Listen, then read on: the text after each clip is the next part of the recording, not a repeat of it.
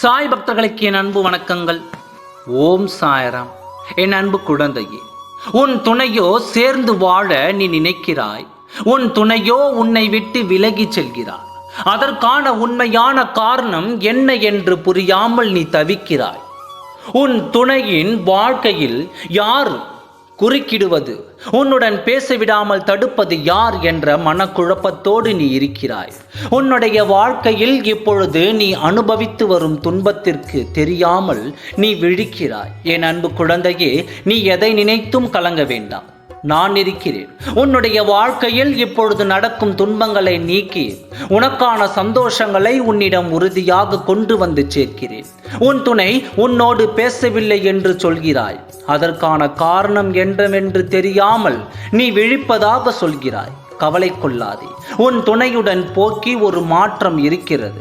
நிச்சயமாக அவர் உன் மீது இருந்த அன்பில் இருந்து விலகி இப்பொழுது விலகி செல்கிறார் என்பது மட்டுமே நிதர்சனமான உண்மையாக இருக்கிறது. உன் துணையை அழைத்து நான் பேசினேன். அவர் மனதில் உள்ளதை என்னிடம் அத்தனையும் சொல்லிவிட்டார்.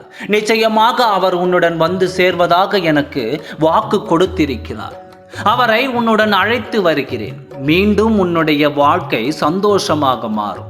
யாருடைய வாழ்க்கையில் யாரும் அவ்வளவு சீக்கிரம் குறுக்கீடு செய்கிறார்களோ அவர்களுடைய வாழ்க்கை எப்பொழுதும் கஷ்டமாக இருக்கிறது. ஏதோ மனக்குழப்பத்தால் வாழ்க்கையில் நிலை தடுமாறி என்னிடம் சென்று விட்டதாக என்னிடம் ஒப்புக்கொண்டு விட்டார். நீ உறுதியாக இருக்கிறாய். அவரோடு சேர்ந்து வாழ வேண்டும் என்று உறுதியாக இருக்கிறாய். சில காரணங்களால் உன்னை விட்டு சென்று விட்டார். ஆனால் நிரந்தரமில்லை. அவரை உன்னிடம் கொண்டு வந்து சேர்க்கிறேன். வாழ்க்கை என்பது சில நேரங்களில் பெரும் போராட்டமாக இருக்கலாம். அதை எந்த அளவுக்கு நீ எதிர்கொள்கிறாயோ அந்த அளவிற்கு உன் வாழ்க்கை மகிழ்ச்சியாக மாறும். உன்னுடைய போராட்ட வாழ்க்கை முடிவுக்கு வரும். உன் துணையே உன்னை அழைத்து பேசுவார். மீண்டும் உன்னை நாடி வருவார். அதை மாற்றி அமைக்க வேண்டியது என்னுடைய பொறுப்பு. எந்த துன்பமாக இருந்தாலும் எந்த இன்பமாக இருந்தாலும் அது கர்மா என்று நீ தெரிவிக்க வேண்டாம். விதியின் பிரகாரம் உனக்கானது உன்னிடம் வந்து சேரும். எதுவாக இருந்தாலும் என்னுடைய துவாரகமாயில் அடைந்த யாரையும் நான் துன்பத்தில் ஆழ்த்த மாட்டேன். அவர்களுக்கான மகிழ்ச்சியை வெகு சீக்கிரம் வழங்குவேன்.